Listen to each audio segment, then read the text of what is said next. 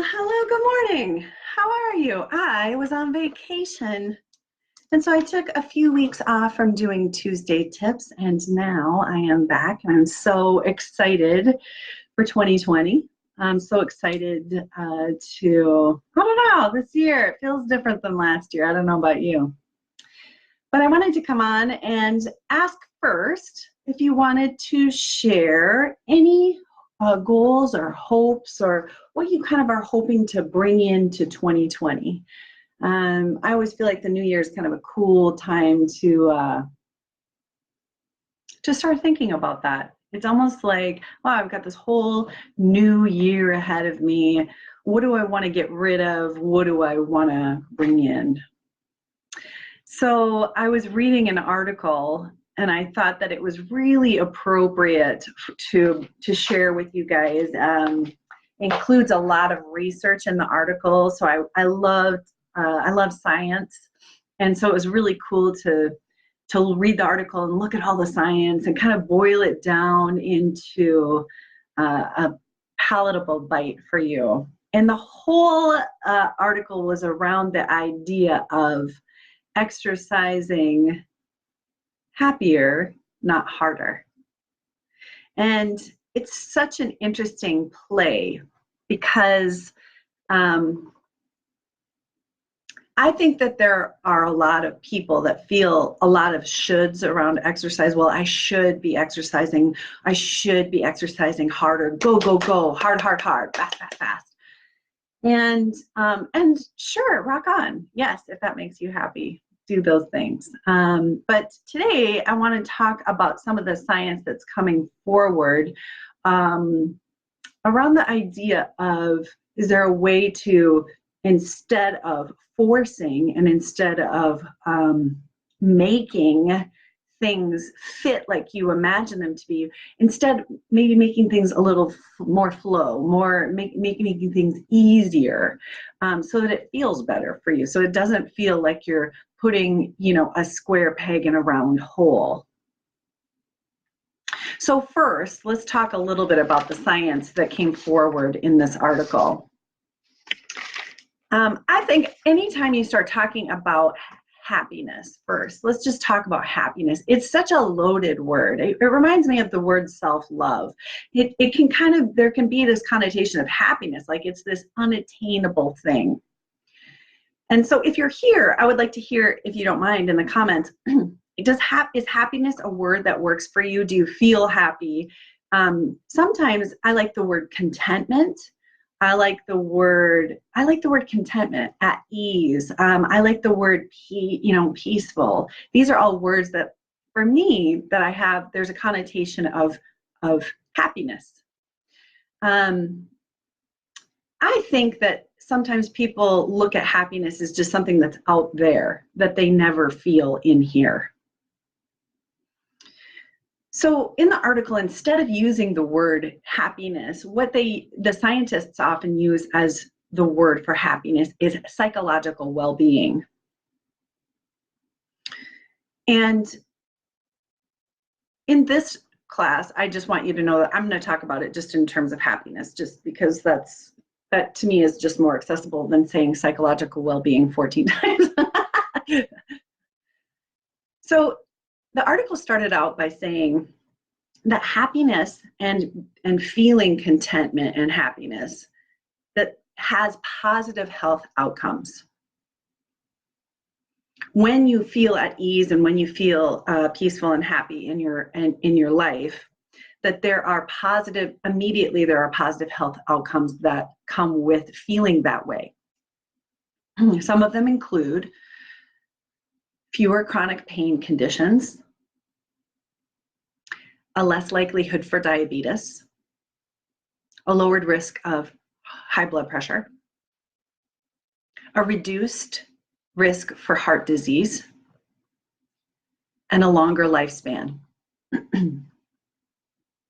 In addition, on the other side of the coin, people who are happy or content or at ease tend to engage in healthier or healthy lifestyle habits, like moving, like eating well, like meditation.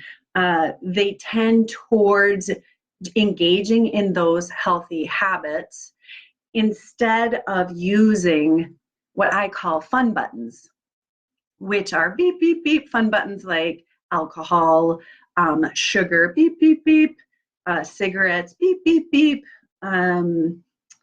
video games, beep, beep, beep, telephone use and electronic use. These are all beep, beep, beep. These are all fun buttons that light up your pleasure centers.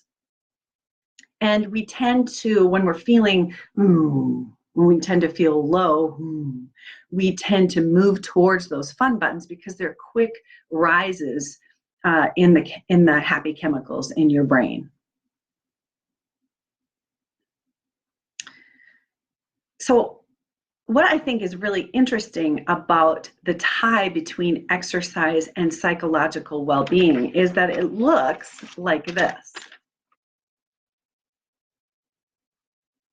There's a connection between moving your body and feeling content and at peace. Now, the thing is, if you've ever been depressed, which I have been, getting there can be really difficult. So I just want to honor that and just be like, yep, sometimes it is really hard to get there, to get to that place where you're like, oh, yeah, I want to move my body. But I want you to know that there's a connection there between moving your body and stimulating a feeling of psychological well-being. They're connected. Because when you're stimulating your well-being, you're more apt to exercise. And when you exercise, you are stimulating your psychological well-being. So they're intricately connected. The article says that happiness is influenced by 3 factors. And it looks like this. Genetics play about a 50% role in your ability to feel happiness. So in my family line, we come from a line of people who tend towards depression and tend towards the fun button of alcohol to help give you bump to feeling depressed. That's my genetic line. Everybody's genetic line is a little bit different, but my genetics tend towards depression. There's some anxiety in there too, which, and anxiety and depression are often 2 sides of the same coin, but personally speaking, I tend towards depression. So about 50% of happiness is influenced by genetics. 40% of feeling psychological well-being is influenced by your efforts, what you do. And 10% is by circumstances, what's going on around you. So what you do has a tremendous effect on how you feel. That's what the science says. So how do you move and how do you start to move your body when you simply don't feel like it? Because that's the hardest step, don't you think? Don't you think the hardest step is how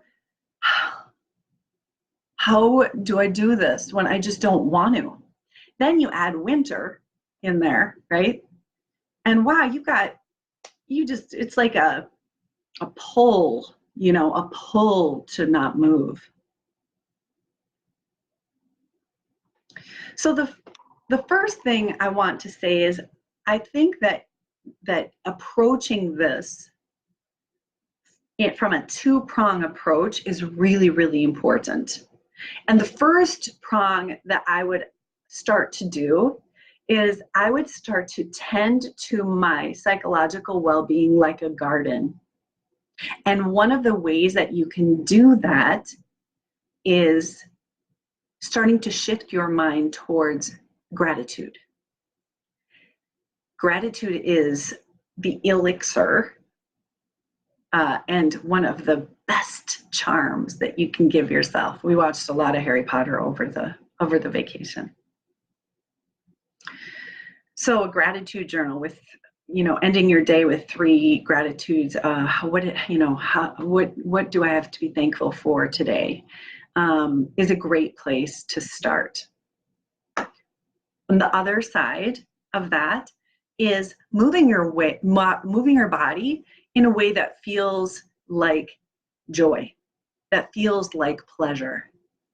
And so that means you've really got to get connected with yourself and ask yourself on the daily, what could I do today that would bring me pleasure, so that you can exercise from a place of joy and happiness instead of it feeling like I gotta go to the gym.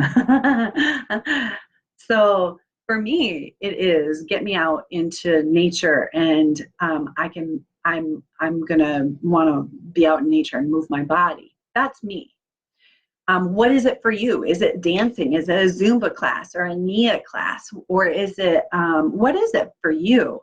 But and then what you can do is you can start taking that practice of gratitude and then moving your body, and you can start weaving gratitude into your movement. For example, I think a great practice is when you are moving, notice that you feel grateful for the ability to move. Oh, thank you, body. Thank you for this opportunity to be in this space and to move my body in this way. Weaving that gratitude into the action of exercise. Yes. You can weave it not just into the movement, but into the workout. Thank you that I could do this thing, bench press this weight. Yes. Thank you, body. Thank you for the gift of this machine. Weaving fun into your workout, music that you enjoy, laughter when things, just changing the tone of your workout from wrinkle. I often have to, with my partner, I often have to be like, smooth your brow. This is supposed to be fun. Weave laughter and fun into your workout. Make connections in your workout. If you're a group exercise person, connect with others. Carpool, make it fun, make it like a play date.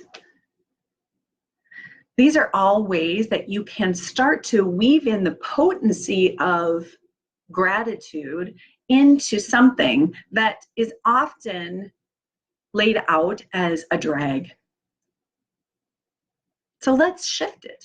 And instead, in 2020, of exercising harder, let's exercise happier. So delighted that you're here today. If you liked it, please share it. And I will be back next Tuesday. Would love to hear your feedback. Would love to hear any thoughts that you have about this topic. And have a great Tuesday. Talk to you later. See ya.